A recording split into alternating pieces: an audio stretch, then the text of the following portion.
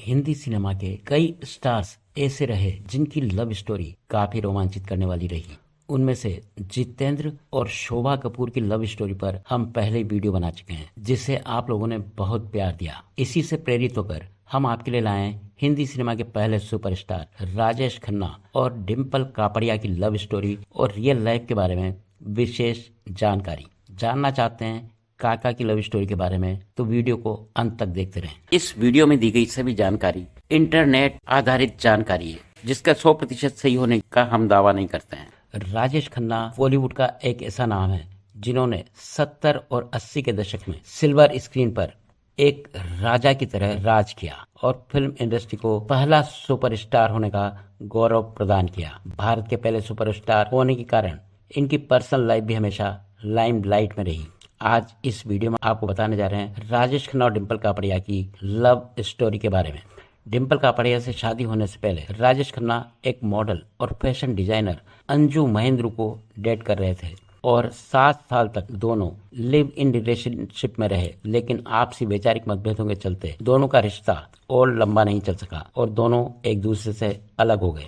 17 साल तक दोनों ने एक दूसरे से बातचीत तक नहीं की। इसके बाद राजेश खन्ना अपने करियर पर फोकस करने लगे और समय के साथ उनका करियर आसमान की ऊंचाइयों को छूने लगा। यह उनके करियर की सफलता का पीक था जब उन्होंने बॉबी फिल्म की शूटिंग के दौरान डिम्पल कापड़िया को नोटिस किया और तभी से राजेश खन्ना डिम्पल कापड़िया को पसंद करने लगे। लेकिन उस समय डिम्पल कापड़िया अपनी पहली फिल्म बॉबी के को स्टार ऋषि कपूर को डेट कर रही थी।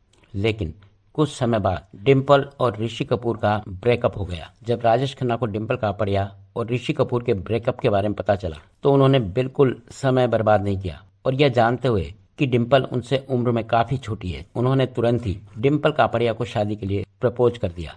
राजेश खन्ना के दूसरे फैन की तरह डिम्पल कापड़िया भी राजेश खन्ना की बहुत बड़ी फैन थी। अपने सबसे पसंदीदा स्टार के द्वारा मिले प्रपोजल से डिम्पल कापड़िया को बेहद खुशी हुई और उन्होंने राजेश खन्ना के प्रस्ताव को स्वीकार कर लिया। मार्च 1973 को शादी की शुभ घड़ी भी आ गई।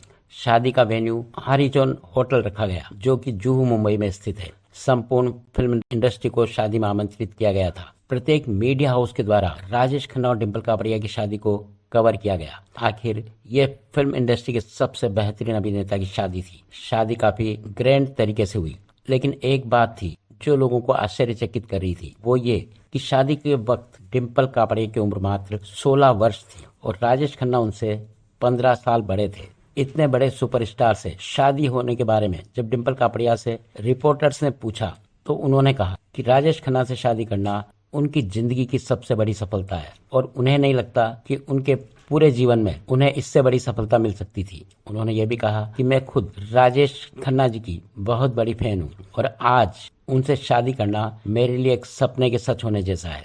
शादी के बाद डिम्पल कापड़िया ने फिल्म इंडस्ट्री छोड़ दी और इस बात का उन्हें कोई दुख भी नहीं हुआ, क्योंकि उनके लिए परिवार सबसे पहले है। इस बारे में जब डिम्पल कापड़िया से पूछा गया तो उन्होंने कहा कि मुझे अपने परिवार की खुशी के लिए अपने स्टारडम को छोड़ने का कोई पछतावा नहीं, बल्कि मुझे लगता है कि वो मेरी जिंदगी का सबसे अच्छा समय था जब मेरी शादी राजेश खन्ना जी से हुई। लेकिन धीरे धीरे समय के साथ राजेश खन्ना का स्टारडम भी कम होने लगा और डिम्पल और राजेश खन्ना के बीच का प्यार भी कम होने लगा। 70 और 80 के आखिरी दशक में राजेश खन्ना की ज्यादातर फिल्में फ्लॉप होने लगी। राजेश खन्ना अपनी इस असफलता को सहन नहीं कर पाए और न ही अपने करियर को फिर से संभाल पाए। इन्हीं सब चीजों ने उन्हें चिड़चिड़ा, गुस्से वाला और शराबी बना दिया, जिसका असर उनकी शादीशुदा जिंदगी पर भी पड़ने लगा। डिम्पल और राजेश खन्ना के बीच मतभेद होने लगे, परंतु इन सब के बावजूद डिम्पल राजेश खन्ना के साथ खड़ी रही और उनके इस बुरे दौर में उन्होंने राजेश खन्ना का पूरा सपोर्ट किया। लेकिन डिम्पल कापड़िया को तब धक्का लगा जब 80 के दशक के दौरान राजेश खन्ना और टीना मुनीम के अफेयर की खबरें डिम्पल के कानों में पड़ने लगी। आपको बता दें कि टीना मुनीम ने राजेश खन्ना के साथ लगभग 11 फिल्मों में काम किया और वो हमेशा से ही राजेश खन्ना की बहुत बड़ी प्रशंसक रही। जब दोनों के अफेयर की खबर डिम्पल ने सुनी तो उनका दिल टूट गया। वर्ष 1984 में डिम्पल राजेश खन्ना को छोड़कर चली गई और उन्होंने कहा कि सुपरस्टार राजेश खन्ना से शादी करना उनका एक गलत फैसला था। हालांकि दोनों अलग हो चुके थे, लेकिन फिर भी तलाक की कोई कार्रवाई नहीं हुई थी। यहाँ तक कि टीना मुनीम के कई बार कहने के बाद भी राजेश खन्ना ने डिम्पल कापड़िया को डाइवोर्स नहीं दिया था, क्योंकि राजेश खन्ना अपनी दोनों बेटियों ट्विंकल खन्ना और रिंकी खन्ना के काफी क्लोज थे और इससे उनकी दोनों बेटियों पर गलत असर पड़ता। लेकिन राजेश खन्ना ने यह स्वीकार किया कि डिम्पल कापड़िया से शादी उन्होंने अंजू महेंद्र के साथ हुए ब्रेकअप के गम से उभरने के लिए की और टीना मुनीम के साथ उनका अफेयर उनके सभी घावों पर एक मरहम जैसा था। इतने सालों तक एक दूसरे से अलग रहने के बाद दोनों को एक दूसरे की कमी और अपनी जिंदगी में महत्वता महसूस हुई, लेकिन फिर भी डिम्पल और राजेश खन्ना अलग ही रहे। लेकिन इतने उतार चढ़ावों के बावजूद डिम्पल और काका ने एक सौहार्दपूर्ण संबंध बनाए रखे। सामाजिक समारोह, राजनीतिक रैलियों और कई अन्य स्थानों पर दोनों हमेशा एक साथ देखे जाते थे। सही मायने में डिम्पल ही काका का इकलौता प्यार थी। काका ने एक बार अपनी भावनाओं को यह कहकर व्यक्त किया, मैं डिम्पल से अभी भी प्यार करता हूँ। डिम्पल ने भी एक बार कहा, वह मेरे बच्चों के पिता हैं और मेरे जीवन का एक अभिन्न अंग है।